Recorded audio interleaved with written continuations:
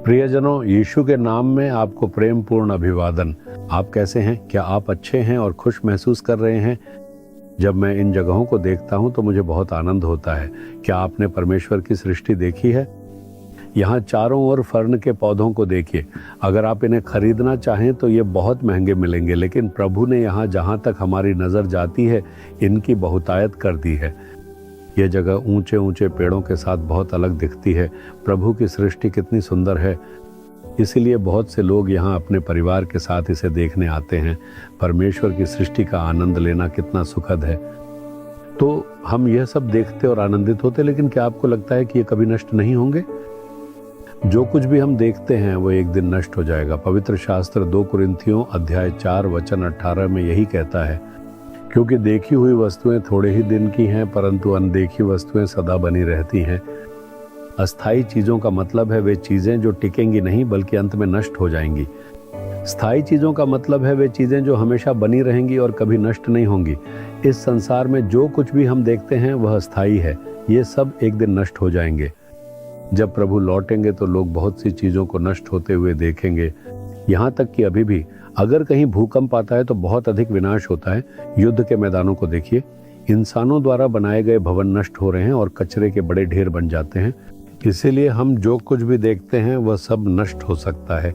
इस संसार में जो चीज़ें हम देखते हैं वे स्थायी नहीं हैं, लेकिन फिर भी हम इन्हीं के लिए अधिक प्रयास करते हैं। जैसे मुझे एक घर बनाना है या कार या बाइक खरीदनी है, लेकिन ये सब एक दिन नष्ट हो जाएंगे।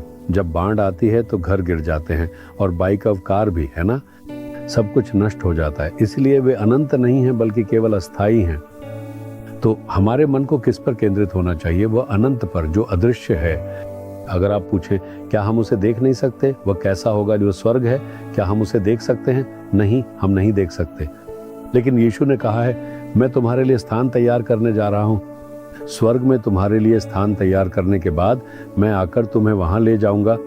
केवल वही राज्य सदा सर्वदा बना रहेगा। वहां परमेश्वर और स्वर्गदूत होंगे, संत वहां होंगे। प्रभु ने अपने बच्चों के रहने के लिए तरह तरह के भवन बनाए हैं।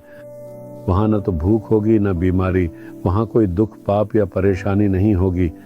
हम वहां अनंत काल तक जीवन का आनंद ले सकते हैं। वही स्थायी है। इसीलिए बाइबल कहती है, संसार की वस्तुओं को नहीं बल्कि ऊपर की वस्तुओं को खोजो। विनाशशील सांसारिक वस्तुओं को लगातार खोजने के बजाय स्वर्ग के अनंत आशीर्वाद को पाने के लिए प्रयास करो। तुम्हारी आत्मा मरेगी नहीं बल्कि स्वर्ग में परमेश्वर की उपस्थिति में जाकर खड़ी होगी। इसलिए अपनी आत्मा की रक्षा करो। अपने मन को उस राज्य पर लगाओ जो आने वाला है। ये सीखें कि विश्वास और आनंद के साथ जीना है कि जैसे ही मैं इस संसार में मरूं, मुझे यीशु के साथ स्वर्ग में होना चाहिए। विनाशशील वस्तुओं को अधिक महत्व न दें बल्कि अपने मन को स्वर्ग के अनंत पर लगाएं जिसे प्रभु ने आपके लिए तैयार किया है। यही बाइबल हमें सिखाती है। क्या आप उसी पर ध्यान केंद्रित कर रहे हैं? आज भी अपने आप को उसी पर ध्यान केंद्रित करने के लिए समर्पित करें। प्रभु, जो कुछ भी हम देखते हैं वह अस्थायी और अनित्य है। मुझे उस अदृश्य और अनंत संसार के लिए तैयार करें। मुझे स्वर्ग की आशीष प्राप्त करने के लिए अनुग्रह दें। मैं स्वयं को इसी के लिए समर्पित करता हूँ, यीशु के नाम में। आमीन, आमीन। Jesus redeem Hindi YouTube channel को सब्सक्राइब करें।